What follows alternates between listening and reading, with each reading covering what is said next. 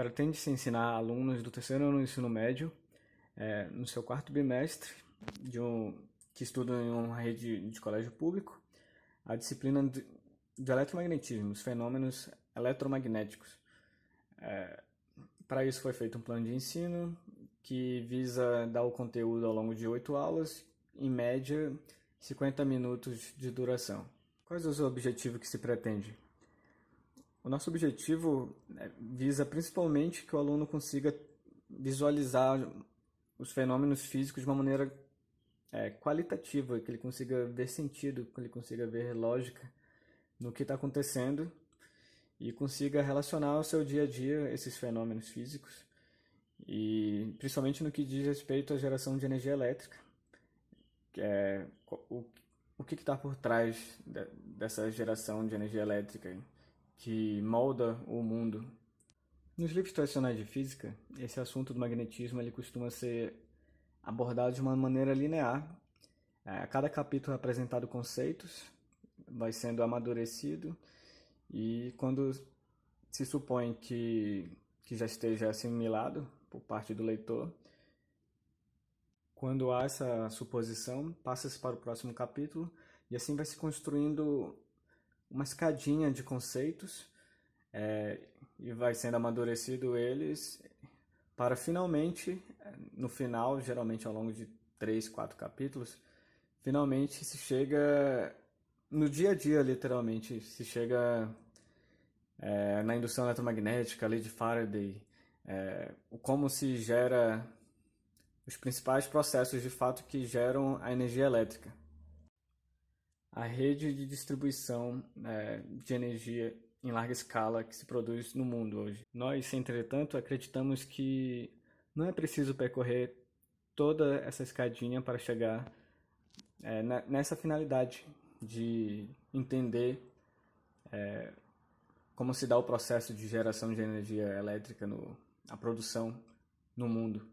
Acreditamos que se pode trabalhar com esses conceitos de uma maneira conjunta, interagindo eles entre si, força, campo, linhas de campo, indução eletromagnética, lei de Faraday, interagindo todas essas ideias desde o início e não precisando percorrer de uma maneira linear até alcançar os conceitos.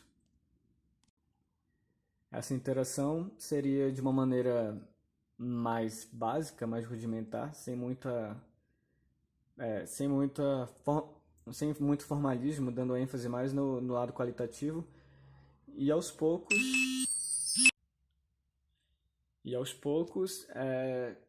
e amadurecendo cada vez mais as ideias, criando rigor matemático, mas a finalidade de fato seria começar desde o início interagindo os conceitos, apresentando e já interagindo e amadurecendo aos poucos com formalismo matemático, enriquecendo nossa forma de como a gente entende esse assunto. Sequências de aula. Aula 1. A gente começa a aula 1 discutindo, apresentando o desenvolvimento do magnetismo historicamente, cronologicamente, viajando nas mentes e nos contextos que desenvolveram esse assunto.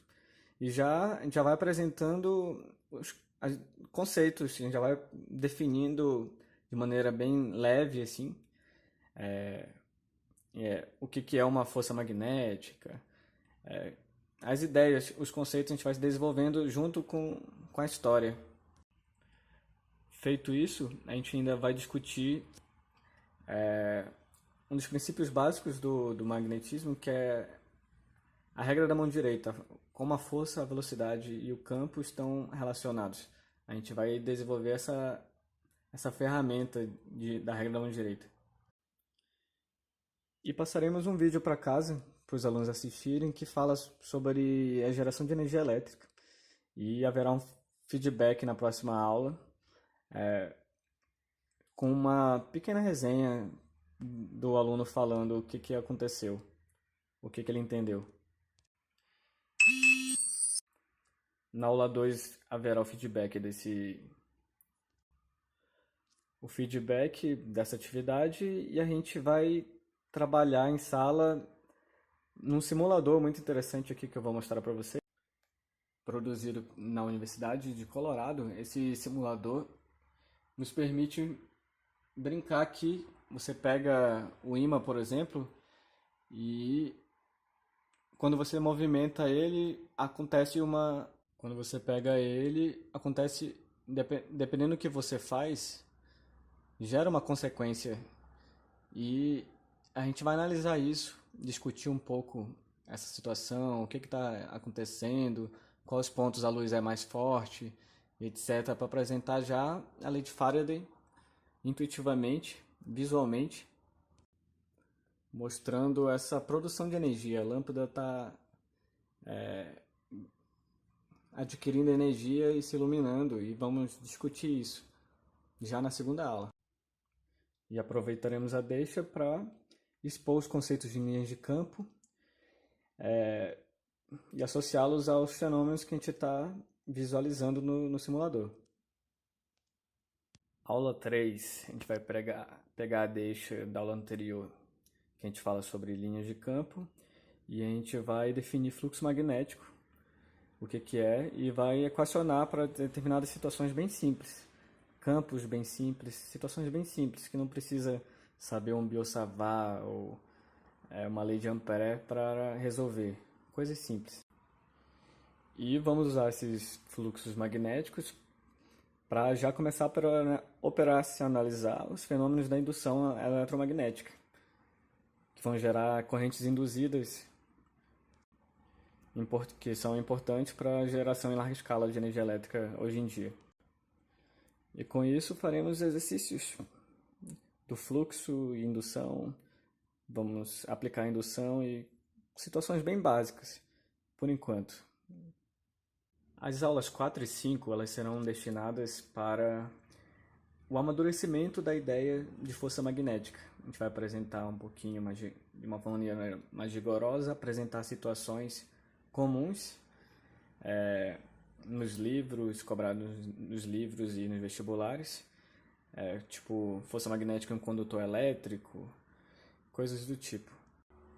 Repare que a gente já falou sobre força e já falou sobre tudo, já conectou as coisas, mas agora vamos amadurecer a nossa visão, amadurecer matematicamente. E de maneira análoga, aula 6 e 7, iremos estudar de uma maneira mais madura, mais profunda, campo magnético. Vamos calcular campos menos triviais, vamos aprender ferramentas para determinar campos em situações menos triviais e vamos já aplicar esses campos que a gente vai conseguir encontrar mais complexos, já vai aplicar para situações de indução eletromagnética, que gerará as energias de larga escala que a gente tanto fala aqui. Repare que desde a aula 2 a gente já está brincando com os conceitos de indução eletromagnética. E de fato, ao longo das aulas, a gente já começa a calcular de maneira simples e ao longo do tempo, amadurecendo os conceitos e as ideias, ganhando ferramentas matemáticas, a gente continua usando a indução eletromagnética, só que para situações mais complexas. Então, o curso inteiro a gente está revendo e relacionando os conceitos. A todo momento a gente está conectando tudo e vamos amadurecendo ao longo do tempo.